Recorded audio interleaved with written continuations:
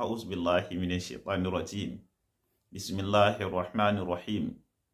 الحمد لله رب العالمين، والعاقبة للمتقين ولا عدوان إلا على الظالمين.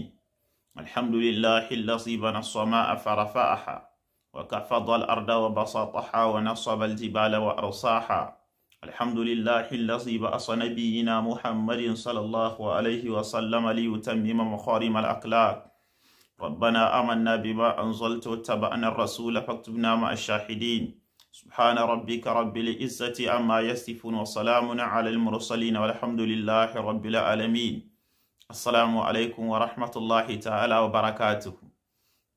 الحمد لله، barkan ku dai ƴan uwa masu bibiyar mu a wannan feji damu na Darul Fikir TV, wadda muka saba muna gabatar muku da fasarsari da mafarki da kuma fatawoyi wadda suka shafi addinin musulunci da kuma hikinkimu na magabata. To alhamdulillahi, kamar yadda aka saba yau ma ana tare da mu akan fassarar wani mafarki, so amma dai tambaya ce da za mu ba da amsarta, wanda ɗaya daga cikin 'yan comment section namu ya tambaya, wato mai suna Ibrahim Ali Ismail. To alhamdulillahi, ya yi tambaya cewa ina fassarar mafarkin mutumin da ya yi mafarkin ya auri matarsa. To alhamdulillahi, wannan mafarki ne mai ma'ana kuma mafarki ne mai daɗi, wadda kuma insha Allahu in dai aka fassara, wadda duk yayi irin wannan mafarki zai ji daɗi in Allah ya yarda. Domin mafarki ne wadda shi ma'anar mafarkin mutum ya yi mafarkin cewa ya aure, misali matarsa ce ta aure yana tare da ita, sai kuma ya yi mafarkin ya sake aurarta. To mafarkin yana ba da bayanin cewa in Allah ya yarda soyayya za ta haɓaka tsakanin wannan mutumi da matarsa. Sannan bayan haka yan mafarki ne da yake nuna ƙaƙƙarfar soyayya da kuma amincewa juna da kuma yarda da juna da kuma ci gaba a cikin harkar zamantakewar aure insha Allahu.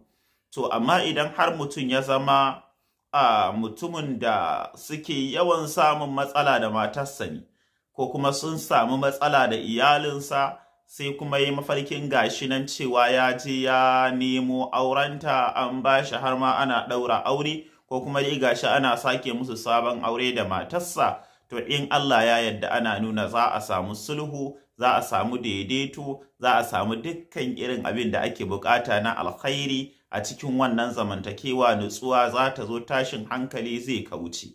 Dama mutumin da a ce misali suka yi fada da iyalinsa ya ga haka, wannan shi ne nasa. Sannan mutumin da shi ba su yi fadan ba, amma yana gidan kusan koyaushe baya jin daɗin zama da matar.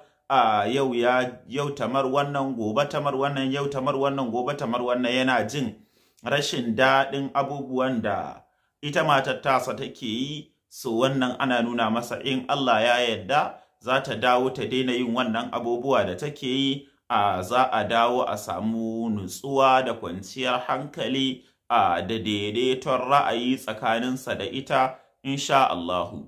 Mutumin da kuma yake son zai yi bulaguro, sai mafarkin ya sake aurar matarsa, to ana nuna masa in Allah ya yarda bulaguran cikinsa akwai sa'a.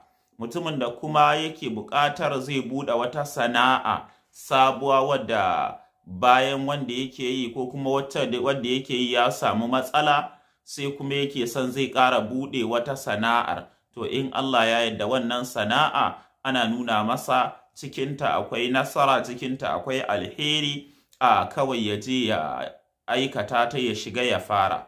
Sannan kuma mutumin da yake da kaman yake aikin gwamnati, sai ya zama na cewar aka ce za a yi masa ƙarin mukami, ya ɗaga ya wuce inda yake, to shi ma idan har yayi mafarkin gashi nan ya yi aure da matarsa, to mafarkin yana nuna in Allah ya so ya yarda wannan ƙaruwar matakin zai tabbata, kuma zai samu ci gaba a cikin wannan aiki da yake yi.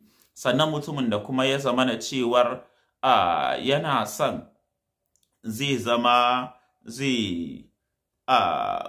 fara wani lamari, misali wadda ba duk irin wadda muka faɗa ɗin nan ba, ko misali mutum ne yake da gida amma gidan na haya ne, yake son zai ƙaura ya tashi ya koma wani guri, ko kuma yana son zai fara ginin gida, to duk wannan mafarki alkhairi ne gare su. Wato mafarki ne wadda yake nuna kawai duk inda aka ce mai mafarkin yana son zai fara sabon abu, sai kuma yi mafarkin cewa ga matarsa ta aure ya ƙara aurarta, to wannan alheri ne, mafarki ne wadda yake nuna masa wannan lamari nasa akwai alkhairi, lamarin akwai haske, za a sami yadda ake so.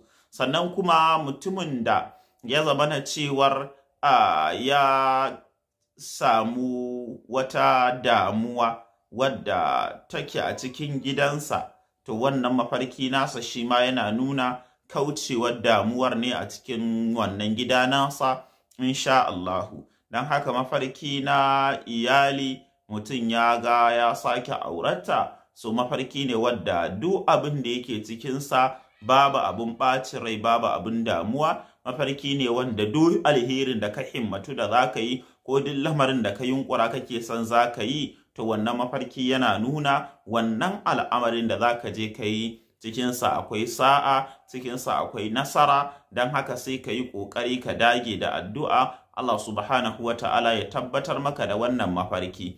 Za mu haƙura haka nan mu tsaya, dama mun ce amsa tambaya ce a wadda wani ɗan kwamen ya mana, so abin da muka faɗa daidai na alkhairi Allah ya ba mu ladansa, abin da muka kuskure saboda ƙarancin sani Allah ya sanar da mu ya yafe mana. Idan kun kai ƙarshen wannan bidiyo, kada ku manta da yi mana comment da sallallahu alaihi wasallama. Mun gode, Allah ya saka da alkhairi. Subhanakallahumma bihamdika nashhadu an la ilaha illa anta nastaghfiruka wa natubu ilayk. Wassalamu alaikum wa rahmatullahi ta'ala wa barakatuh.